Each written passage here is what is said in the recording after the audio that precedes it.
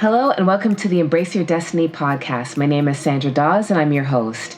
And if you're new to the podcast or unfamiliar with the podcast, this is all about sharing the stories of women who have been through a challenging period in their life and have made it through to the other side. They're sharing their journey, the lessons they've learned, and then offering advice to anyone going through something similar in their own life.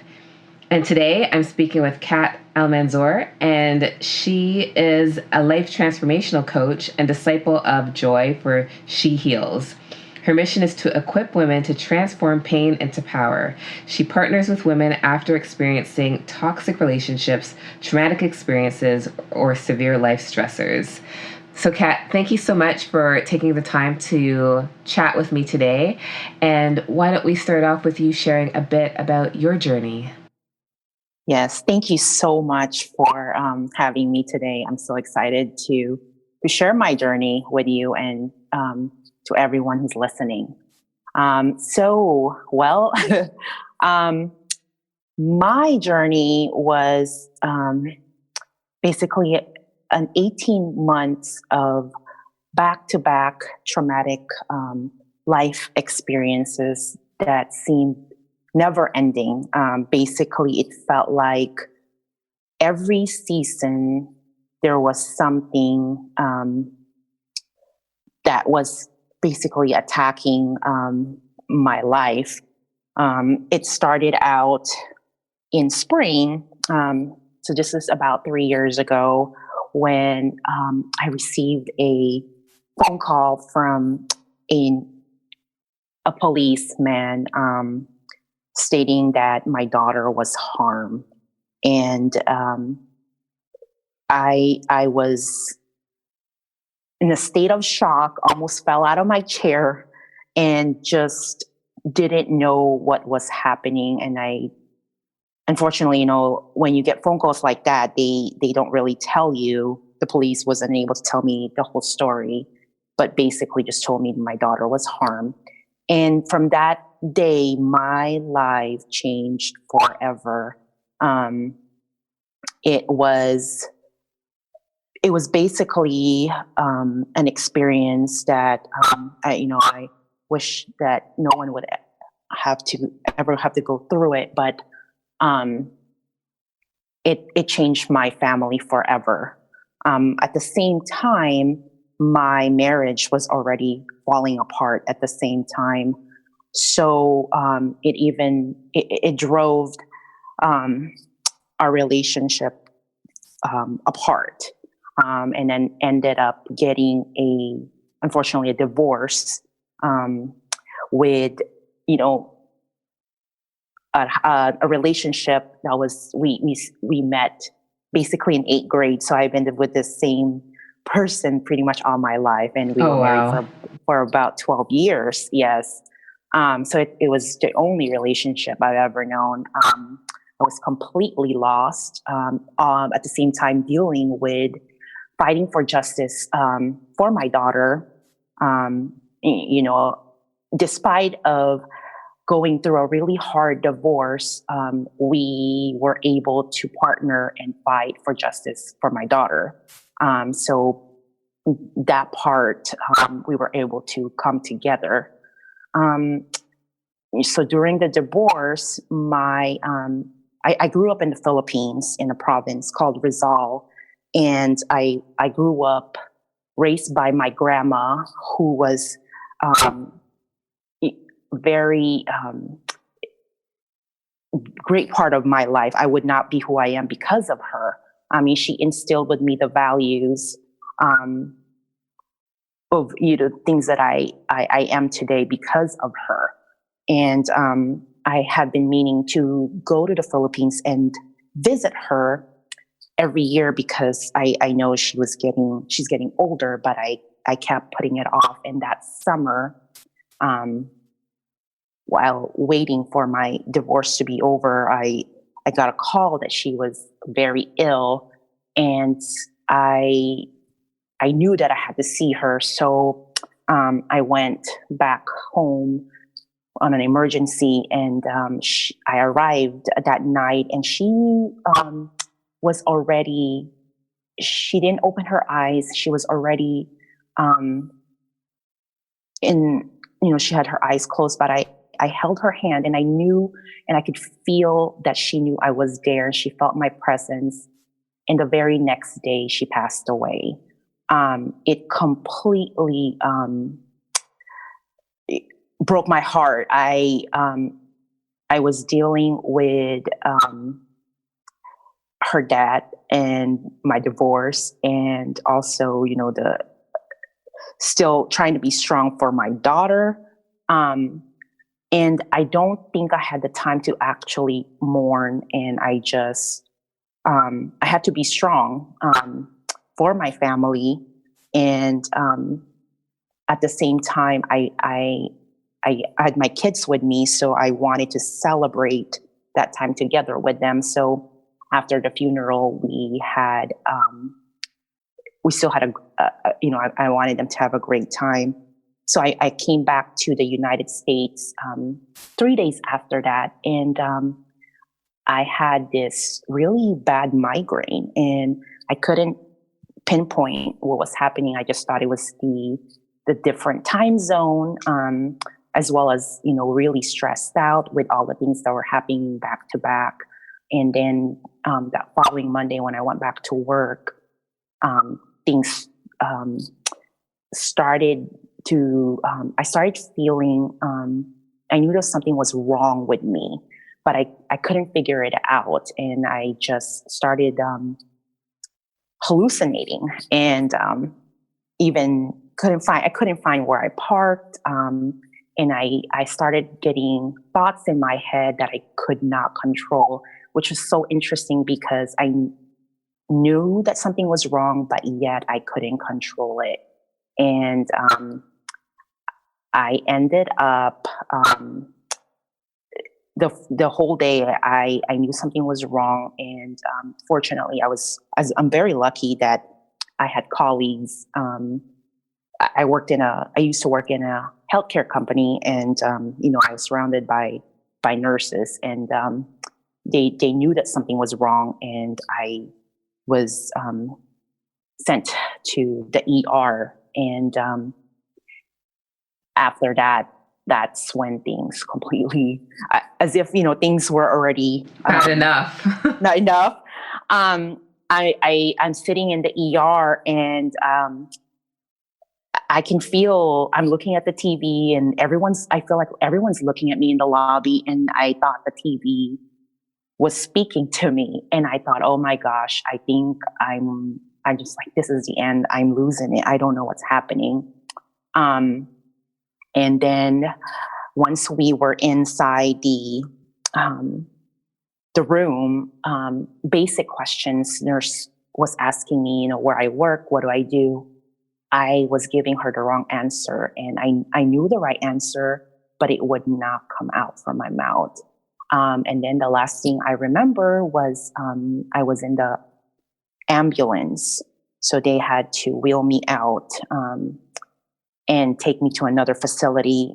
And I closed my eyes, and I saw the lights flashing, and then I woke up 3 months later, and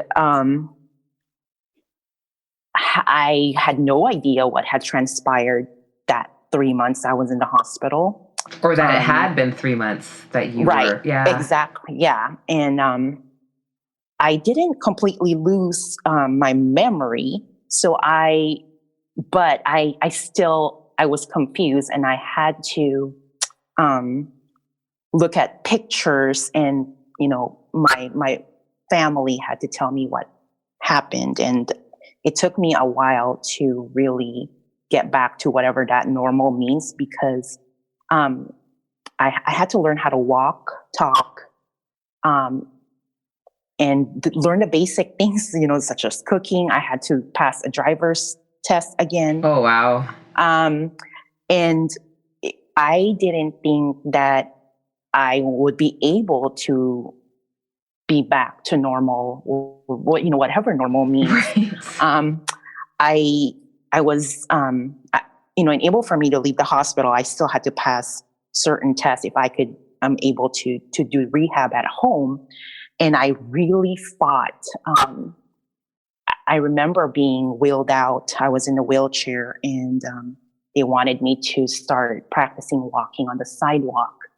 And the sun was shining at that time. I mean, it was fall, but it was, sunny, and I can feel the air. It was the first time coming out outside, and I was embarrassed. I don't know.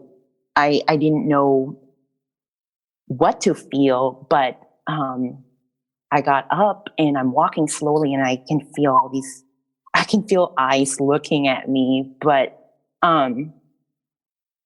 I took 1 step, 2 step, 3 step, and it was every day. I kept making progress, and then eventually I was released from the hospital, and I continued on walking.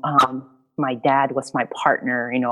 He was amazing during that time, and we would go to the mall and walk around, and he's like, okay, you need to beat me. And we would just walk around, and I'm like, okay, that's my goal. My goal for the day is to, walk 5 minutes faster, or I always had a goal. And even with first time cooking eggs again, it was intense.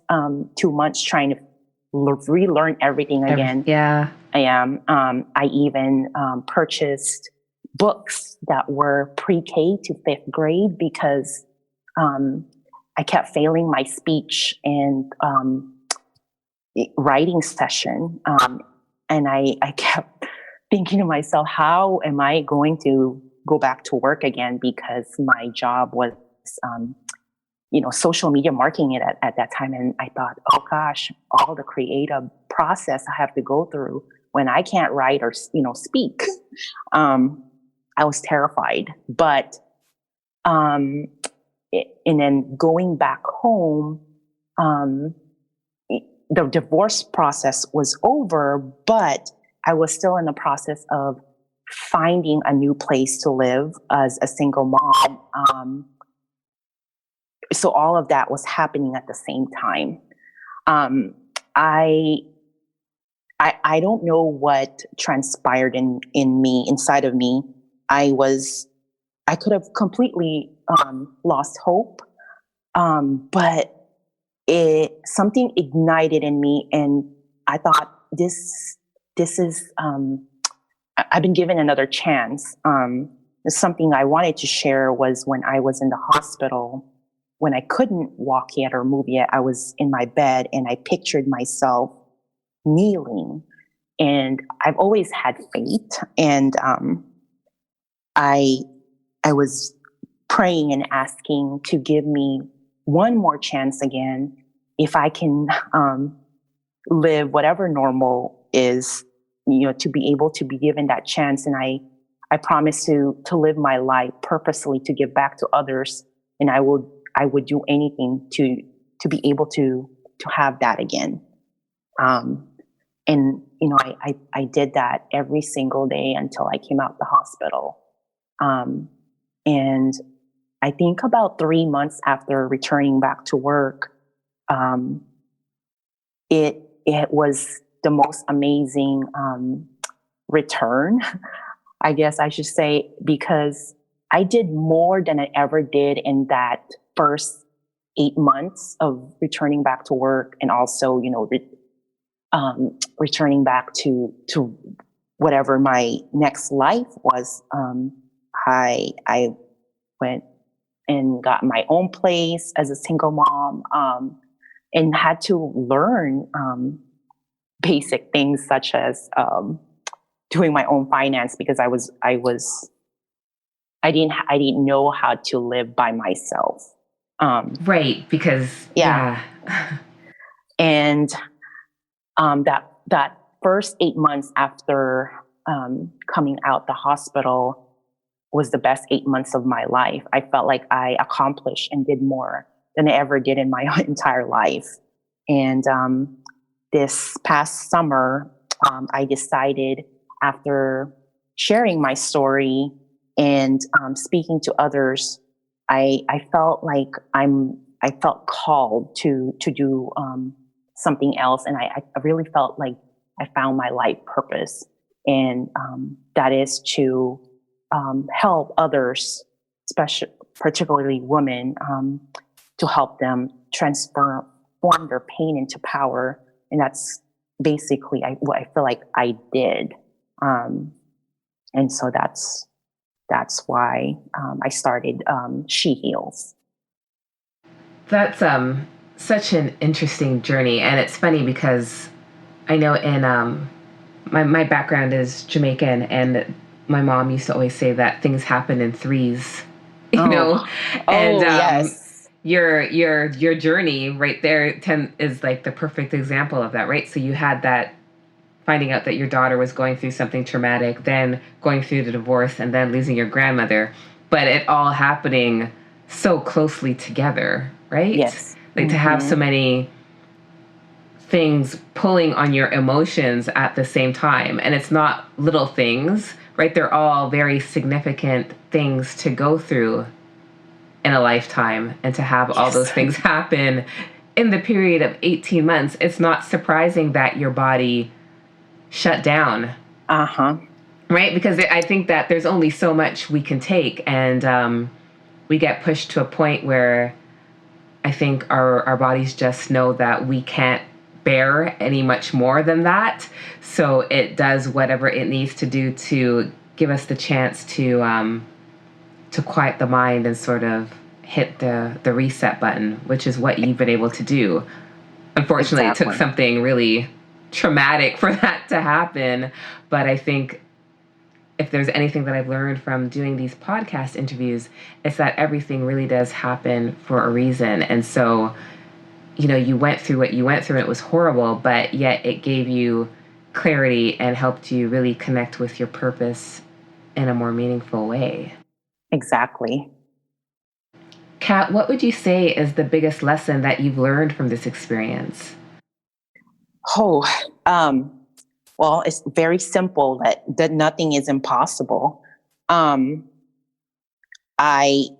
don't take life for granted. I live life basically as purposely as possible. And I feel like the word fearless comes to my mind.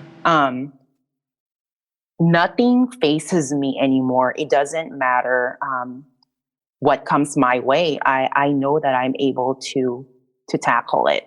And it's just a shift of mindset. I think that I'm unstoppable. I can do whatever I want, as long as, it's fulfilling my purpose. Right. And especially since you've been through so much already and it hasn't stopped you, right? So even the fact that you had to relearn how to speak and read again and do the driver's license and all of that, I mean, that's a lot to have to do as an adult, to relearn all those things. But if you can do that, the beauty of that and the blessing in that is that when you can do that, and become rehabilitated physically, then you start to wonder what else is possible, because you realize what an amazing thing the body is and the abilities it has to heal itself, to relearn, to do things. And it's so amazing. Yeah. This year I actually was able to do a half marathon. That's pretty impressive.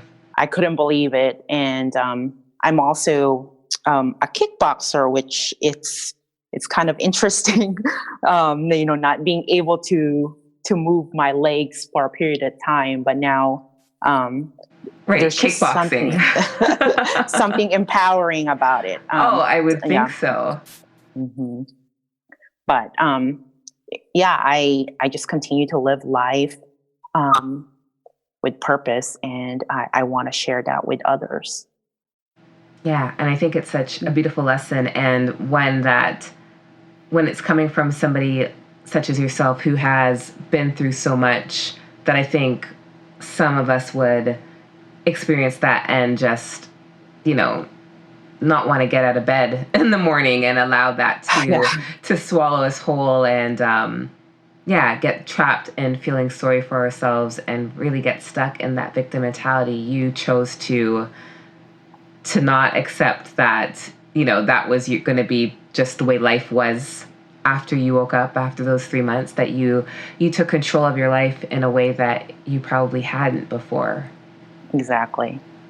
Yeah. I think that's the beauty, I think, in those challenging times that we go through, is that we realize how strong we are, and it's a conscious choice to not accept our current status, whatever that looks like, right. And that we're going to demand better for our lives and have faith that it is possible, which I think is so important too, is to believe that it is possible, no matter what others might think or say, or what the stats might say about the probability of you ever being able to do those things. I think that you have to, really have faith that you can do it if you stay committed, and if you, surrender to a higher power and have faith that it's all going to work out the way it's supposed to. Yes. Kat, what advice do you give to your clients who have gone through their own suffering, whether it's physical or emotional, and are trying to get out of that darkness and rebuild their life? I always say that we're humans, so we're not always going to be perfect. Things are not always going to be. It's life. Things are going to be thrown at you. It's okay to cry, to have your moments, but it is what you do to conquer that's what matters. I always say that, for me, I felt like I had to be strong because I wanted to show that to my kids. But it's okay to break down from time to time. Right. But it's how you pick yourself back up from that and not stay in that state. That's what's important. I think also the main thing that I want to share is you have to take care of yourself first. So it's all about self-love, because if your cup is not full, how are you able to give to others, your loved ones, your kids, your partner, your community? So I think you need to take care of yourself first, so that process is most important first.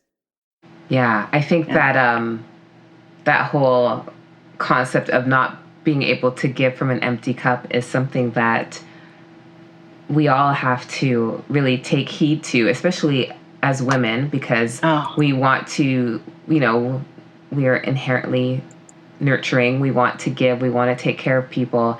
And I don't think it's natural for many of us to take that time out for self-care, to give ourselves what we need so that we can, have the energy emotionally, physically, spiritually, to do the things that we want to do for everyone else. And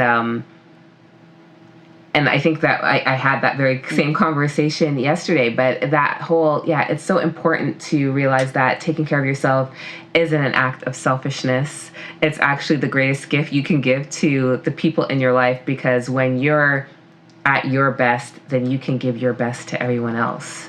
Oh, yes, exactly. Yeah.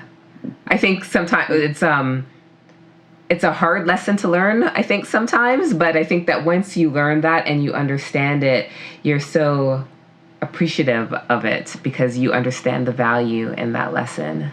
Mm-hmm. Yeah. Yeah. Kat, any other thoughts, any other things that you want to share before we wrap up? Sure. I wanted to share an advice that was given to me during, in the middle of my chaotic 18 months. A good friend, good colleague of mine told me that she looked at me in the eye and she said, "You're going to look back at this period of your life and you're going to, maybe 6 months, 1 month, 1 year, 2 years from now and say, I conquered, and this is just a, small piece of my life that changed everything. But, you're going to look back and say, I did it. I was able to conquer it." And at that time, I looked at her and said, "No way. Right. What are you talking about? I can't see the light." Yeah. But I hanged on to that. And then after all had transpired, I remember what she told me. And I want to share that to those who are going through it, who are in the midst of it. And just to be reminded that you will come to, the other side. Yeah. I think that's so important. And I know that when I was going through my own dark times, I didn't want to hear it either. Yes. That, this too shall pass, or any of the other things that are supposed to be supportive and encouraging. I think that, there is a time when you're feeling so bad about the situation and feeling so stuck that nothing positive that anybody says is very comforting. But I think that when that time does pass and you take some time to look back on those circumstances, you do see the truth in all of that. And for me, I think the biggest thing, even in doing all these interviews, is that I keep seeing that everything happens for a reason, whether we think about it at that time or not. But when we take the time to reflect on those really challenging times in our life, whether it's 6 months from now, 5 years from now, we can find the lesson, we can find the blessing in those really horrible circumstances, because there always is one, I think. Yes, exactly. Kat, thank you so much for your time and sharing your journey. I think that anyone listening would find inspiration in your story, because you did overcome a lot in those 18 months. And it's definitely a story of hope. And I think that anybody listening would get that out of it and hopefully find some value in it if they're going through a dark time in their own lives right now. So thank you for that. Thank you for the opportunity to be able to share my story. For those of you listening, if you're in your car or at the gym, you can always check back to the show notes and learn more about Kat, and her bio will be posted. And you can also find her, where to find her on social media, so that you can learn more about her, what she does, and the services that she offers. Thank you. So again, Kat, thank you so much. And to the listeners, we will see you next week. Take care and have a good day.